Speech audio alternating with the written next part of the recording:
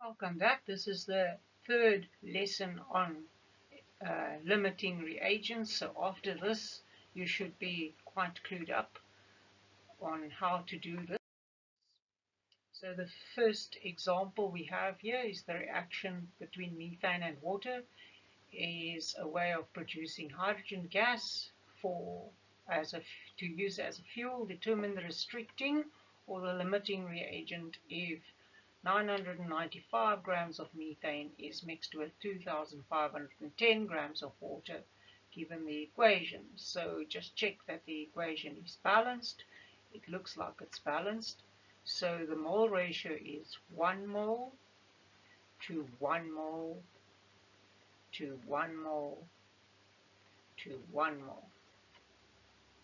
Oh, sorry, to 3 moles. Getting a bit carried away.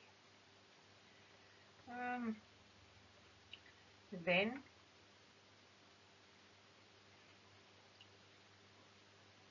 the restricting reagent must be determined. If we take the mass of methane and we divide it by the molar mass of methane,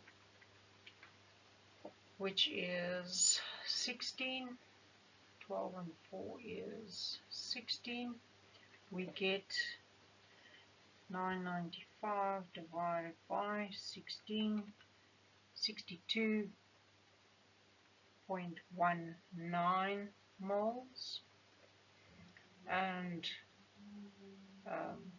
the moles of water, 2510 divided by 18 will give us the moles of water. 2510 divided by 18, that gives us 139.44 moles. So obviously it is very clear that the methane is the restricting reagent.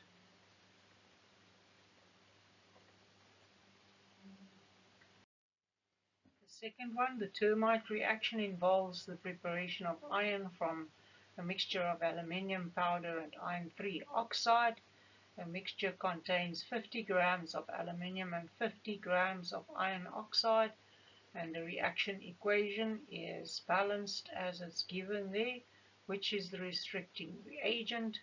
So we need to answer the question by first writing the mole ratio. So 1 mole of the iron oxide needs 2 moles of the aluminium.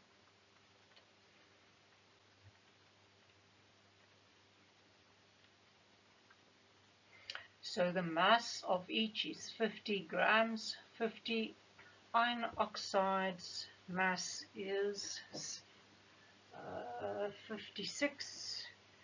56 times 2 plus 3 times 16 gives us 160 grams per mole.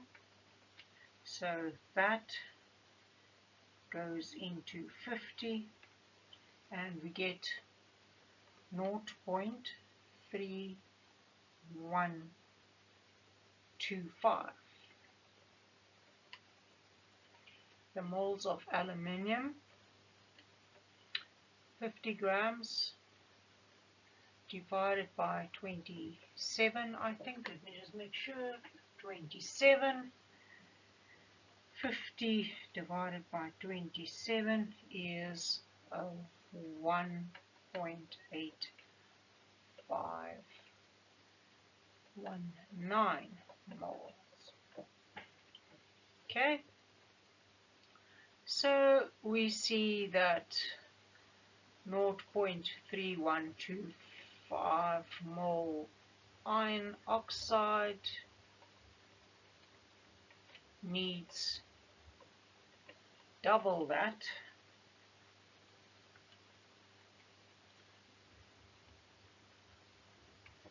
Zero point 625 moles of aluminium. So I've got more than enough aluminium. The Fe2O3 is the limiting reagent. Now, what mass of iron will be produced? I'm going to answer that question here. The mole ratio between the iron oxide and the iron is 1 mole to 2 moles. So the mole of iron that will be formed will be double the 0.3125, which is 0.625 moles. So the mass will be the moles times the molar mass, which is 0.625 times 56. And you get 35 grams. Right, the last one. Sulphuric acid reacts with ammonia to produce the fertiliser ammonium sulphate. Calculate the maximum mass of ammonium sulphate produced when 2 kilograms of sulphuric acid and 1 kilogram of ammonia is mixed.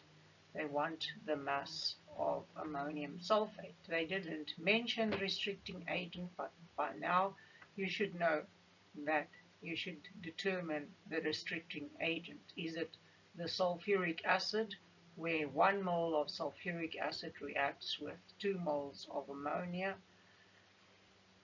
So moles of sulphuric acid is 2,000 grams divided by the 98 molar mass of sulphuric acid. So we've got 20.41 moles of sulphuric acid, and the moles of ammonia is 1,000 divided by 17. So that gives us 58.82 moles. So this is more than enough. So it is in excess. And this is your limiting reagent. Because 20.41 mole would require 40.82 moles of ammonia only, and you've got more than 58 moles. So now, to calculate the mass of ammonium sulphate, we need to use the 20.41 mole. The mole would be the same as the moles of sulphuric acid, 20.41 mole. So the mass is moles times molar mass. So that is 20.41 times 98 plus 34, 132 times 20.41. So we get 2,694.12 grams of ammonium sulphate formed. Thank you for joining my lesson.